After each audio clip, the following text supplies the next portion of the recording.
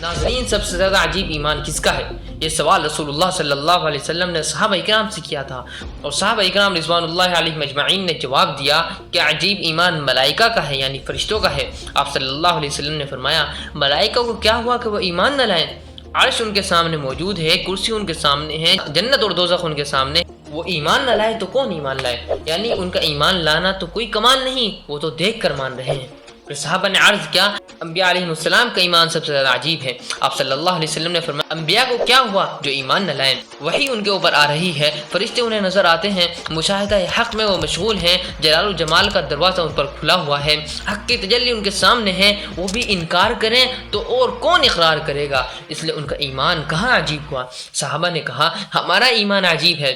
آپ صلی اللہ علیہ وسلم نے فرمایا، تمہیں کیا ہوا کہ تم ایمان نہ لاؤ؟ پیغمبر تمہارے سامنے موجود ہے، وحی تمہارے سامنے اتر رہی ہے، معجزات تم اپنے آنکھوں سے دیکھ رہے ہو، تم ایمان نہ لاؤ گے تو کون ایمان لائے گا؟ اس لیے تمہارا ایمان بھی عجیب نہیں۔ پھر صحابہ نے عرض کیا، اے اللہ کے رسول، آپ ہی بہتر جانتے ہیں کہ سب سے زیادہ عجیب ایمان کس کا ہے، آپ ہی بتا دیجیے۔ آپ صلی اللہ علیہ وسلم نے فرمایا، ان کا ایمان سب سے زیادہ عجیب ہوگا جو تمہارے بعد آئیں گے، نہ رسول ان کے سامنے، نہ معجزے ان کے سامنے، نہ وحی اتر رہی ہوگی، بلکہ رکاوٹیں اتنی ہوں گی کہ کوئی ایمان میں شک ڈال رہا ہوگا، کوئی اسلام سے ہٹانے کی کوشش کر رہا ہوگا، کہیں کفار اور منافقین، کہیں نفس ہزاروں رکاوٹیں ڈال رہا ہوگا، پھر بھی وہ ایمان پر جمے ہوئے ہوں گے، ان کا ایمان عجیب ہوگا۔ اب یہاں پر میں یہ واضح کرتے چلوں، کیا صرف زبان سے اقرار کر لینے کا نام ایمان ہے؟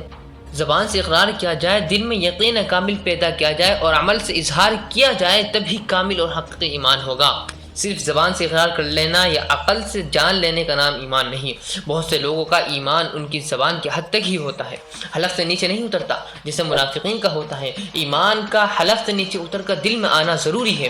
جو چیز دل کے یقین کے ساتھ مانی جاتی ہے، اس کا اظہار جسم کے اعضاء سے بھی ہوتا ہے، اسے ہی حقیقت میں ماننا کہتے ہیں۔ اس لیے کہ جو چیز دل میں ہوگی وہی اعضاء سے ظاہر ہوگی۔ پھر ایک بات یاد رکھیے کہ ایمان کے کامل اور مکمل کہلانے کے لیے زبان کے اقرار کے ساتھ دل کا یقین ہونا بھی ضروری ہے۔ اب کامل اور حقیقی ایمان کیسے حاصل ہوتا ہے؟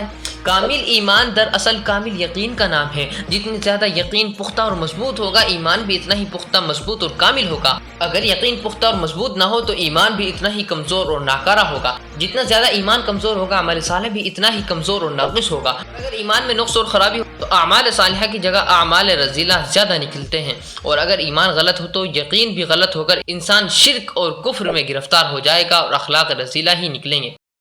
Subscribe.